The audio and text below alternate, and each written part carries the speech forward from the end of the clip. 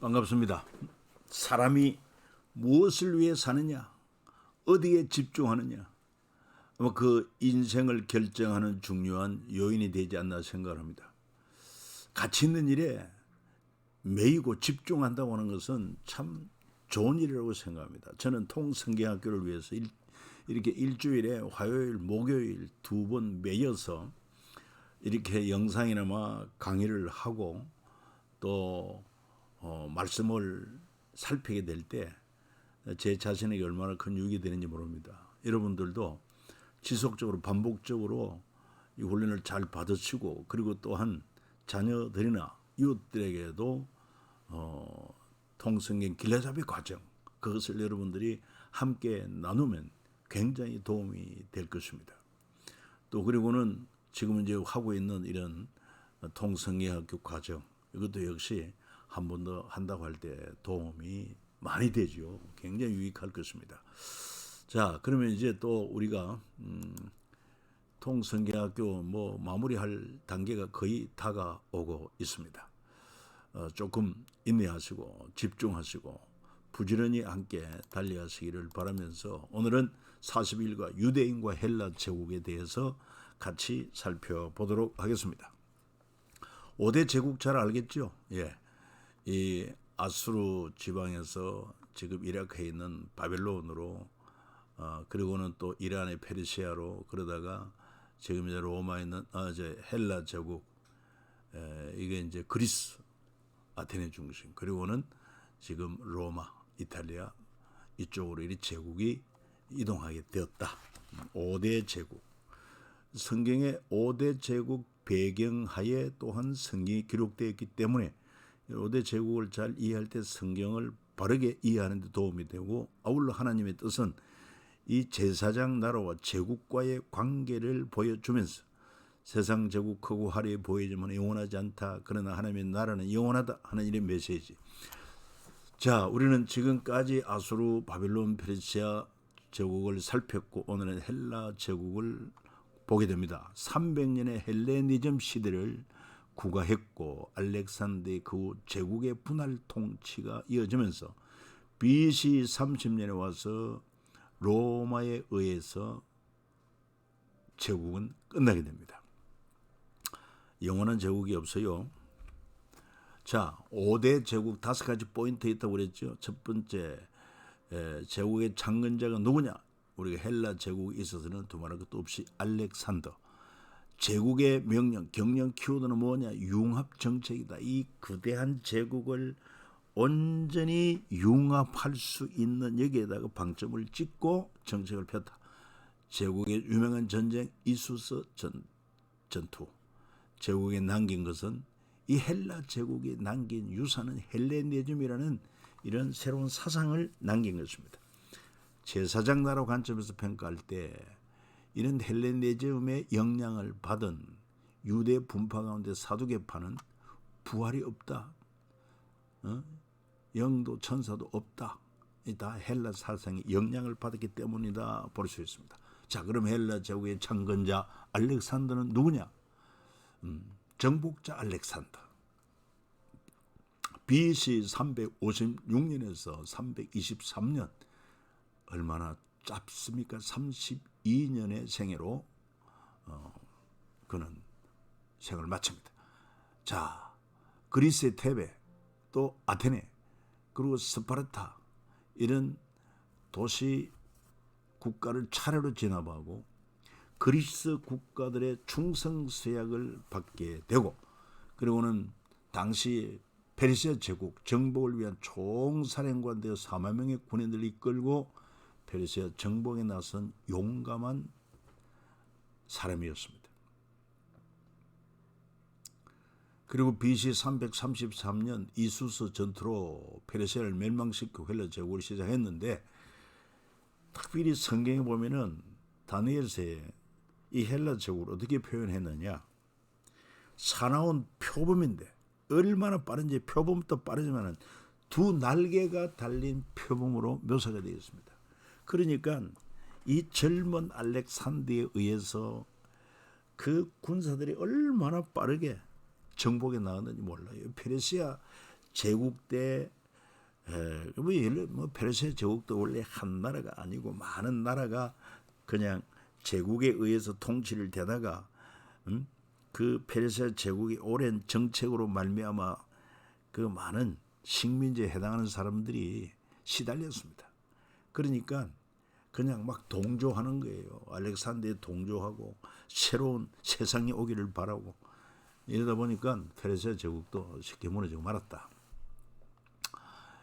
헬레니즘을 확산시켰고 인도까지 원정을 갔지만 그러나 인도에서 부하들이 더 이상 우리가 진군하는 것은 위험하다. 그래서 종군급으로 원정을 중단하고 돌아오는 길에 BC 323년 월인모를 병으로 32세 알렉산더가 사망했다. 혹시 독살되었지도 않느냐 이런 의문도 남아 있습니다. 헬라 제국은 알렉산더 사후 7명의 장수들의 분할 통치되다가 나중에 3명은 도태되고 그리고는 4명의 부하들에 의해서 이 거대한 제국이 4등분되어서 통치를 받게 됩니다. 알렉산더의 에피소드로 10대에 그는 가정교사 아리스토텔레스 수학자요 철학자요 위대한 교육을 받습니다. 참 최상의 교회라고 할 만하죠. 이런 사람을 가정교사를 두고 교육을 받았으니 그래서 알렉산더에게는 잔인한 정복자의 모습도 있는가 하면은 이 뭐 젊은 나이에 여러분 제국을 통치할 만한 그런 용감한 정복자의 모습이 있는가 하면은 이런 아리스토텔레스로부터 교육을 받았기 때문에 그리스 사상과 문화를 존중하는 철학적 통치자가 되었고 그래서 전쟁 때도 늘 독서를 했고 그 베개 밑에는 일리아다와 칼이 있었다. 이 유명한 그런 책 아닙니까? 일리아드와 칼, 희곡.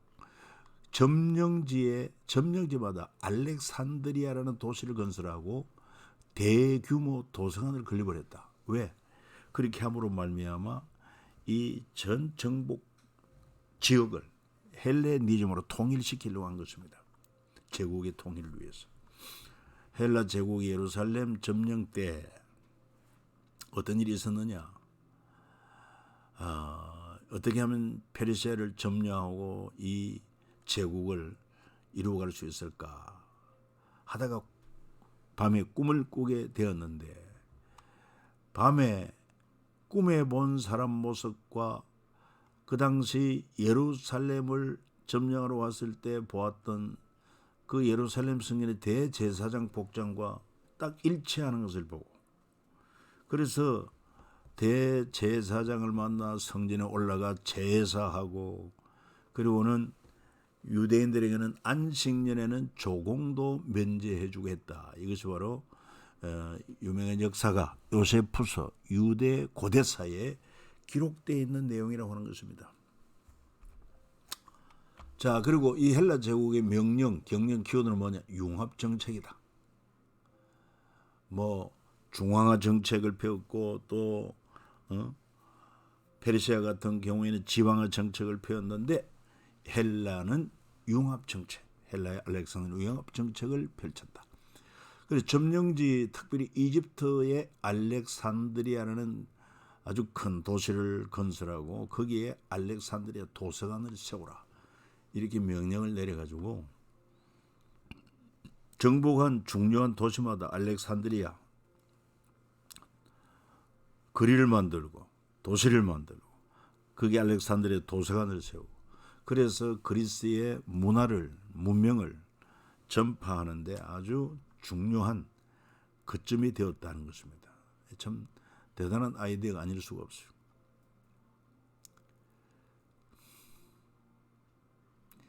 유대인들과 그리스인들, 유대인들과 그리스인, 이집트의 알렉산드리아를 중심으로 헬라 제국 전역에 70여 개 신도시 알렉산드리아가 건설되었다.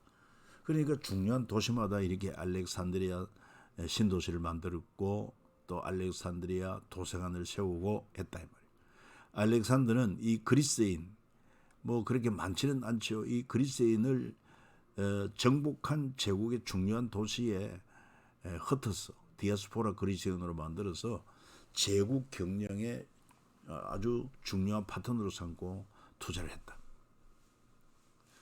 그리고 알렉산드리아를 중심으로 디아스포라 유대인과 디아스포라 그리스도인 상권도 대립하게 되었다.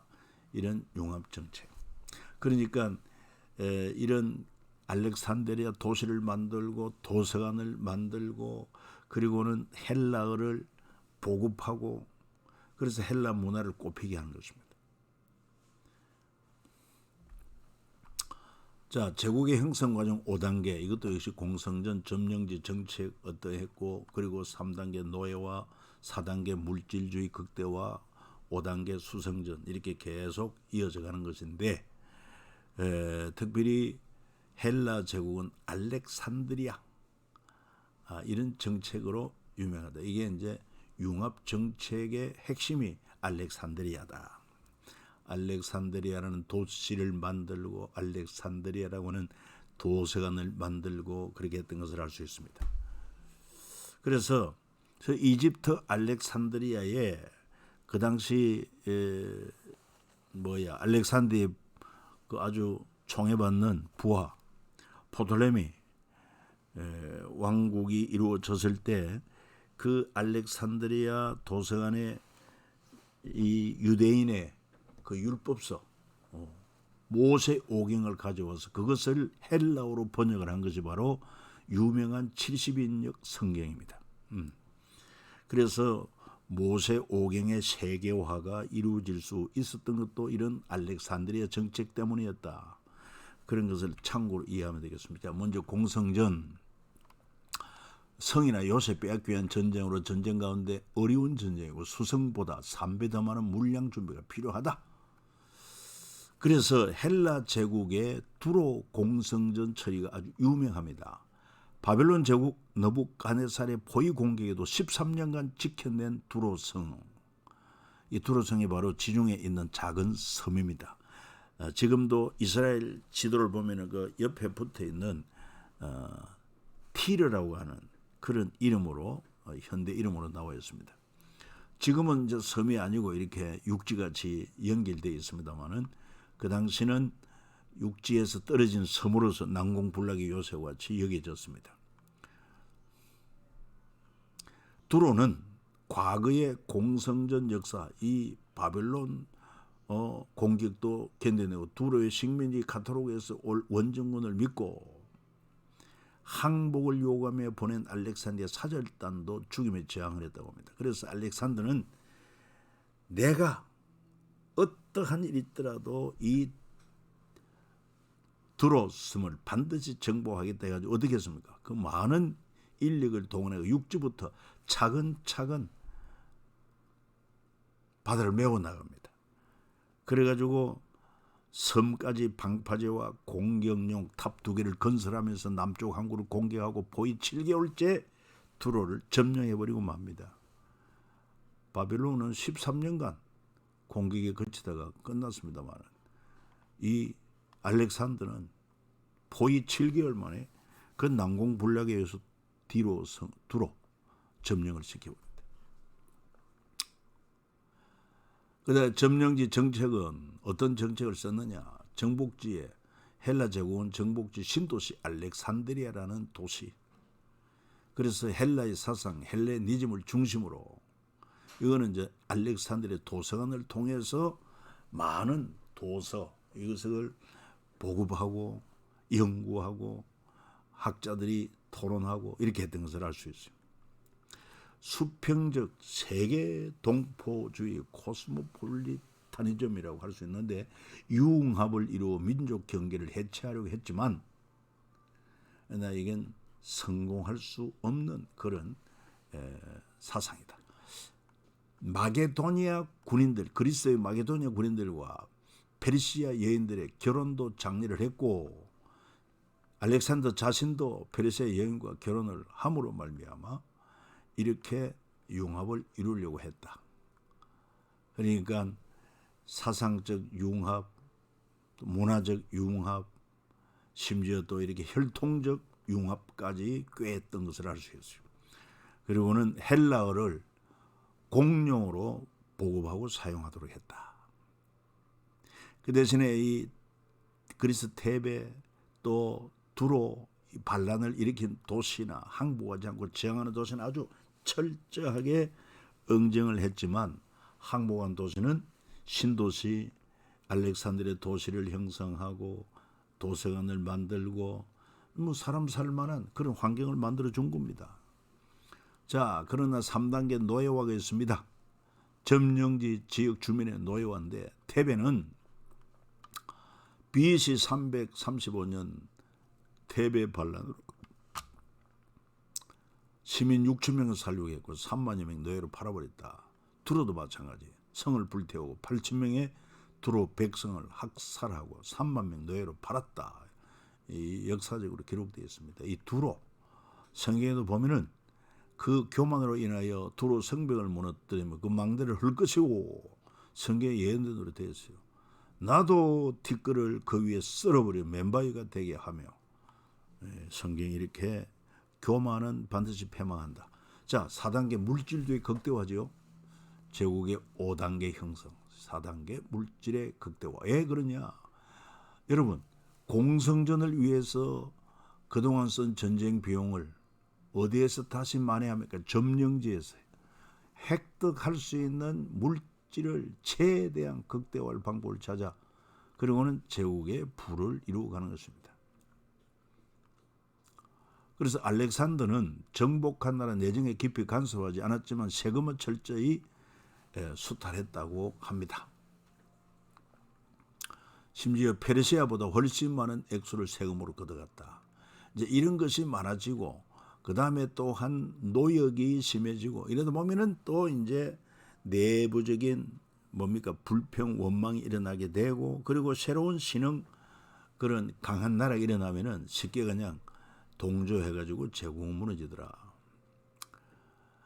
예를 들어서 이 공성전으로 말미암아 얼마나 많은 자금이 필요하고 또 인명 피해를 보느냐. 이수스 전투 때 이 이제 헬라의 알렉산더가 페르시아를 완전히 꺾고 기선을 제압하는 그런 전쟁이 이수스 전투인데 알렉산더 군대 사상자는 450명 전사하고 4,000명 부상했다. 이게 플루타코스 영웅전에 기록되어 있다. 페르시아 군대의 손실은 어떠하냐? 보병 10만 명, 기병 1만 명 전사하고 또 포로로 잡혀갔다. 이렇게 알려지고 있습니다. 그러니까 이 전쟁 때 돈이 얼마나 많이 들어가는지 원정에 나갈 때 대부분 마케도니아 왕궁 자금을 군인들에게 월급으로 지급을 합니다. 군인들이 알렉산더의 재정 상황을 걱정할 정도로. 그리고 페르시아 점령 후 더 많은 군인 급여를 받을 것을 희망했고 군 자금으로 오히려 반납까지 했다. 그러니까 얼마나 월급도 많이 받는지 군인들이 군 자금으로 반납까지 했다. 이 플루타코스 영웅전에 기록되어 있다. 자, 5단계 수성전이지요. 당연히 제국은 형성했고 번영을 이루어 가면은 이 제국의 번영을 오랫동안 지켜야 되지 않겠습니까? 그렇지 않으면 제국은 또 멸망하기 때문에. 그런데 인간은 영원하지도 못하고 알렉산더가 32세에 요절한 이후 그 장수 7명의 분할 통치 과정에서 3명은 도태하고 4명에 의해서 알렉산더 제국, 헬라 제국은 분할 통치가 됩니다. 그리고 이후 크게 3개 지역으로 나누어졌는데 하나는 마케도니아 헬라, 지금의 그리스 위 쪽으로 마케도니아. 그다음 하나는 이집트 헬라. 프톨레미 왕조가 왕조를 말합니다. 그다음에 시리아 헬라, 셀루쿠스 왕조를 말합니다. 그 이집트 헬라 통치할 때 프톨레미 왕조 122년 동안 이 유대교에 대해서는 상당히 우호적이었고 또 뿐만 아니라 이집트 알렉산드리아 도서관에 그 헬레니즘의 세계화를 위해서 그래도 유대인들이 유명한 그 모세 오경 이것을 70여 영어로 70인용으로 70인명이 모여서 헬라어로 바꾸어서 번역한 게 바로 70인 번역 성경입니다. 그래서 모세 오경의 세계화의 길이 열려지게 되고, 이렇게 남방 이집트 헬라는 우호적이었습니다마는 122년 지나고 그 다음에 북방왕 시리아 헬라 셀루쿠스 왕조에서 유대가 통치를 받을 때, 특히 이집트를 공격하러 가서 이 로마 군대와 더불어 협력을 받아서 로마 군대에게 시리아 헬라가 대패합니다.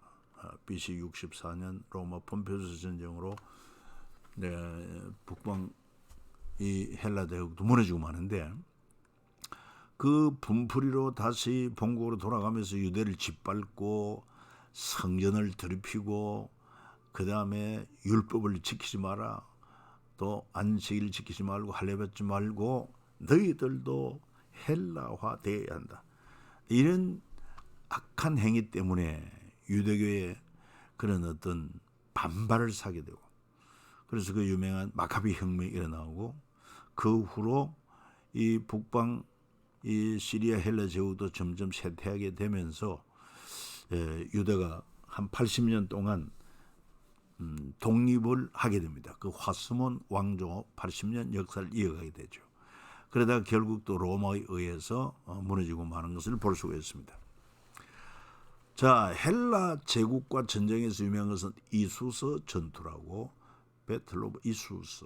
이수스는 오늘날 터키 영토 캔드로만의 해안 지방에 있는 평원이로 알려지고 있습니다. BC 333년 페르시아 다리우스, 성경에는 다리오라 나오죠. 3세와 마케도니아의 알렉산더 싸움인 것입니다. 알렉산더의 원정군 4만여 명 거느리고 보병 3만 5천, 기병 5천 명, 그리고 160척의 함대를 가지고 이 페르시아 다리우스 3세는 31만 2천 명에서 60만 명으로 추정되는 어마어마한 군인을 거느리고 3만 용병까지 해가지고 병사를 빌려온 걸 말하죠. 돈 주고. 비교가 안 됩니다. 10대 1입니다. 마게도냐의 보병이 가담하기도 전에 진영 양날개 배치한 기병이 페르시아군 단숨에 제압을 합니다. 그만큼 이 헬라 제국, 이 그리스의 군대, 이제 아주 용맹했다는 것이죠. 다리오 3세는 도망을 하고 보병 10만 명, 기병 10,000여 명, 전사 또는 포로로 잡혀가고,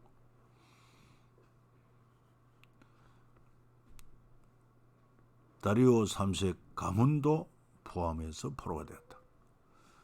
이래서 벌써 이 페르시아와 그리스 전쟁에서 이 페르시아가 이제는 거의 무너지게 됩니다. 이후에 가우가멜라 전투에서 완전한 승리로 페르시아 제국은 멸망하고 말았다. 이수스 전투 승리 후 알렉산더 군대가 이집트로 향해 가자 금방 대부분의 나라들이 저항을 포기하고 항복을 했다는 거 아닙니까? 전에도 이야기했습니다마는 이 페르시아 제국도 번영을 위해서 정복한 모든 식민지로부터 많은 과다한 세금도 부과하고 과다한 도액을 부과하고, 그러니까 내부적인 불평과 원망이 많습니다. 그런데 이 알렉산드라고는 젊은이에 의해서 이렇게 페르시아 전쟁에서 승리하게 되니까 주변에 있는 이 도시 국가들이 다 문 열고 항복했다, 이 말 아닙니까? 새로운 시대가 오는구나. 오죽했으면은 페르시아 제국보다 낫겠지. 그렇습니다.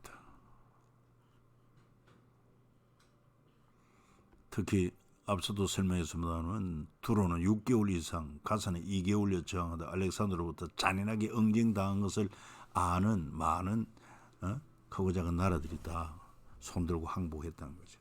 그리고 헬라 제국의 유산 남긴 것은 헬레니즘이라고는 유명한 사상을 남기게 되는데, 헬레니즘이란 그리스 문화의 오리엔트 문화를 융합시켜 서양 문화, 동양 문화를 융합시켜 새롭게 형성된 그리스의 사상과 문화와 정신을 일컫는 그런 학문을 가르쳐서 헬레니즘이다 이렇게 봅니다. 그리스의 사상문화 정신을 아우르는 그런 학문 헬레니즘. 이 헬레니즘은 유대인의 헤브라이즘과 함께 서양 사상의 양대 조류가 되었는데 헤브라이즘 여기 나오죠. 유대교적 그리스도교적 세계관으로 구약 성서에 의해 구정되는 구약 성서에 의해 규정되는 사상문화 생활 전통 전반을 가리킨다. 또 헤브라이즘은 유일신 신앙의 역사적 경험을 통해 형성되었고 메시아 사상을 지닌 예언자적 정신을 가지고 있다. 남유다가 바벨론에 멸망하여 바벨론 포로로 잡혀가면서 헤브라이즘 사상은 더욱 심화되었고 이후 이 바탕 위에 기독교가 탄생한다. 이런 헤브라이즘과 대치되는 게 헬레니즘인데 이 헬레니즘이란 말은 말하다 또는 그리스도인처럼 행동하다는 뜻의 그리스도 헬레니제인에서 유래했다. 그리스 헬라와 이름 헬라스 헬라인이라고 부른 데서 헬레니즘이라 명명하게 되고 정복제 7세기 이상의 알렉산드리아를 건설하면서 헬레니즘 사상을 퍼뜨리게 된다. 그러니까 정복지마다 유명한 도시마다 알렉산드리아 도시를 만들고 그리고 알렉산드리아 도서관을 만들고 헬레니즘 사상을 확장시켜 나간 것입니다. 알렉산드리아에서 로마 제국 등장 약 3세기에 걸쳐 고대 그리스 본토와 헬라 제국 전역에 전개되고 지중해를 넘어 영국과 인도 편자부 지방까지 퍼졌다. 그래서 헬레니즘, 헤브라이즘 이거 상식적으로 알아둘 만한 가치였습니다. 그리고 마지막으로 제사장나라 관점에서 평가할 때 예수님 신약 성경에 보면은 이 유대교의 분파들이 있지 않습니까? 바리새파, 그 다음에 또 사두개파, 에세네파 뭐 이런 파당이 있었는데 그 중에 사두개파는 헬라 사상의 영향을 받아서 부활도 없다, 천사도 없다, 영도 없다 그런 사두개인들이 나타나는 것을 알 수 있어요. 이런 제국과의 관계를 할 때 이 사두개파가 왜 생겨났는지 이런 것도 우리가 이해할 수 있다. 각 민족의 균형과 조화는 헬라 제국적 융합이 아니라 제사장적 융합으로 가능하다. 그럼 제사장적 융합이란 뭘 말하느냐? 하나님의 창조 질서대로 개인과 한 영혼의 천하보다 귀하다는 개인과 또 민족 공동체가 각각 정해진 경계를 지키면서도 서로 존중하고 협력함으로 각기 종류대로 수평적으로 하나님 앞에 동질적 연대를 함축하는 것이 바로 제사장적 융합이다. 하나님 중심, 말씀 중심, 교회 중심. 여러분 긴 시간 수고했습니다.